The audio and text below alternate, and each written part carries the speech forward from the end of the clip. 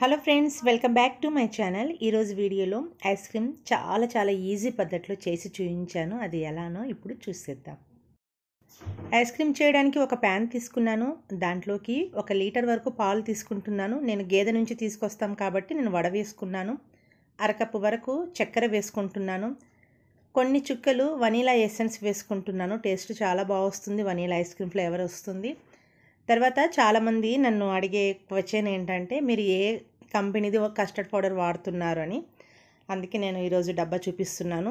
నేను తీసుకునే కంపెనీ ఇదేను. దాని యొక్క రేటు చూడండి, ఎక్స్పైరీ డేట్ అనేది 2 ఇయర్స్ వరకు ఉంటుంది.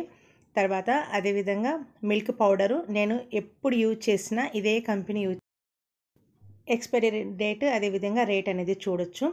ఇప్పుడు పావు కప్పు అండి నా చేతిలో ఉండేది. ఇది 2 కప్పులు వేసుకుంటున్నాను. అంటే అరకప్పు మిల్క్ పౌడర్ తీసుకుంటే పావు కప్పు కస్టర్డ్ పౌడర్ తీసుకుంటున్నాను. తర్వాత ఇప్పుడు బాగా కలుపుకోవాలి. ఉండలు లేకుండా చూసుకుంటూ ఇలా బీటర్తో బాగా కలుపుకోవాలి. ఆ తర్వాత స్టవ్ ఆన్ చేసుకొని కొంచెం చిక్కపడేంత వరకుగా ఇలా ఉడికేటట్టుగా చూసుకుంటూ ఆపకుండా కలుపుతూ ఉండాలి. అడుగంటకుండా చూసుకోవాలి.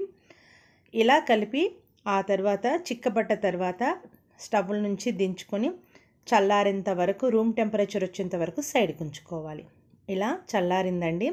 నా దగ్గర ఐస్ క్రీమ్ మౌల్స్ ఉన్నాయి. ఇలాంటివి తీసుకున్నాను. ఇవి కూడా నేను ఆన్లైన్లో లాస్ట్ ఇయర్ తెప్పించుకున్నానండి. వాటిలోకి ఇలా ఫిల్ చేస్తున్నాను. పూర్తిగా ఫిల్ చేయకూడదు.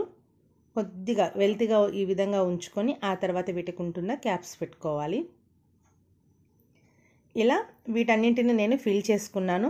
ఇంకా నాకు కొద్దిగా ఐస్ క్రీమ్ మిగిలి ఉంటే వేరే యొక్క బౌల్లోకి తీసుకున్నాను. ఈ విధంగా బౌల్లో కూడా తీసుకున్నాను. అయితే బౌల్లోకి తీసుకున్నప్పుడు దీనికి సిల్వర్ ఫాయిల్తో కవర్ చేసుకొని టైట్గా మూత అనేది పెట్టుకోవాలి. ఆ తర్వాత ఇలా బౌల్లోకి తీసుకుంటే 3 అవర్స్ తర్వాత ఒకసారి స్పూన్తో బాగా మిక్స్ చేసుకోండి.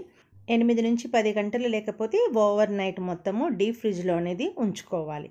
ఇలా డీప్ ఫ్రిడ్జ్లో ఉంచాను. తర్వాత మామూలు నీళ్ళల్లో ఇవి మునిగేంత వరకుగా ఒక 2-3 సెకండ్స్ ఉంచి ఆ తర్వాత ఇలా డీమోల్డ్ చేస్తే చాలా సింపుల్గా ఈజీగా అనేది కూడా వచ్చేస్తుంది.